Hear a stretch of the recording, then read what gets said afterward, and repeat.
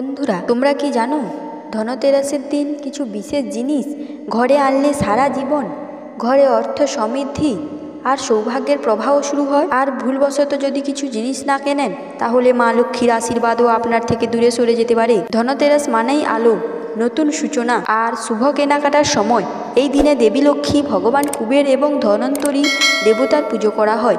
তাই আজকের ভিডিওটা একদম শেষ পর্যন্ত দেখুন, কারণ আজ আমি বলবো ধনতেরাসের দিন ঘরে আনতে হবে এমন 5টি জিনিস যা তোমার ঘরের দারিদ্র দূর করে সুখ সমৃদ্ধি এনে দেবে। 1. ধাতব জিনিস, সোনা, রূপো বা পিতল। ধনতেরাসের প্রধান প্রতীক হলো ধাতু।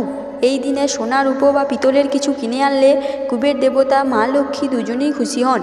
না পারলে একটি ছোট্ট রূপোর কয়েন বা পিতলের থালা আনলেও শুভ ফল পাওয়া যায়।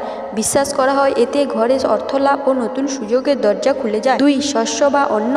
এই দিনকে অন্ন লক্ষ্মীর আগমন দিবস বলা হয়। যে ঘরে অন্ন থাকে সেখানে লক্ষ্মীর কৃপা কখনো কমে না। তাই ধনতেরাসে অল্প হলেও নতুন চাল, গম বা ডাল কিনে ঘরে আনুন। এই শস্য মা লক্ষ্মীর সামনে রেখে প্রার্থনা করুন, আমার ঘরে কখনো অন্নের অভাব না হোক। 3. প্রদীপ বা বাতি। ধনতেরাস মানেই আলোর উৎসব। এই দিনে নতুন মাটির বা পিতলের প্রদীপ কিনে আনলে ঘর থেকে অন্ধকার দূর হয়, তার ঘরে প্রবেশ করে শান্তি ও সৌভাগ্য। সন্ধ্যার প্রদীপ জ্বালিয়ে বলুন, মা লক্ষ্মী আলোয় ভরে দাও আমার এ জীবন। 4. তুলসী গাছ বা তুলসী পাতা। তুলসীকে মা লক্ষ্মীর প্রিয় বলে মনে করা হয়। ধনতেরাসে তুলসী গাছ ঘরে আনলে বা তার যত্ন নিলে ঘর হয় পবিত্র ও শান্তিপূর্ণ। বিশেষ করে রাতে তুলসীর সামনে একটি প্রদীপ জ্বাললে মা লক্ষ্মীর আশীর্বাদ স্থায়ী হয়। নতুন ঝাড়ু।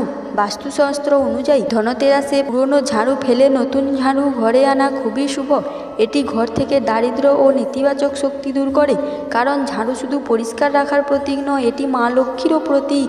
তাই নতুন ঝাড়ু আনলে ঘরে স্থায়ী হয় শুভ শক্তি।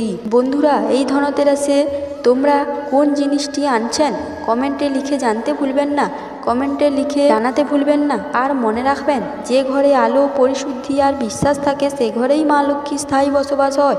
মা লক্ষ্মী ও কুবের দেবতার আশীর্বাদে তোমার ঘর ভরে উঠুক ধনসম্পদ ও ধান ও শান্তি সুখে। জয় মা লক্ষ্মী। এই ভিডিওটি ভালো লাগলে আমার অমৃতবাণী অফিসিয়াল চ্যানেলকে একটি সাবস্ক্রাইব করে রাখুন বন্ধুরা, এবং একটি শেয়ার, আরও মানুষের ঘরে পৌঁছায় মা লক্ষ্মীর আশীর্বাদ। নমস্কার।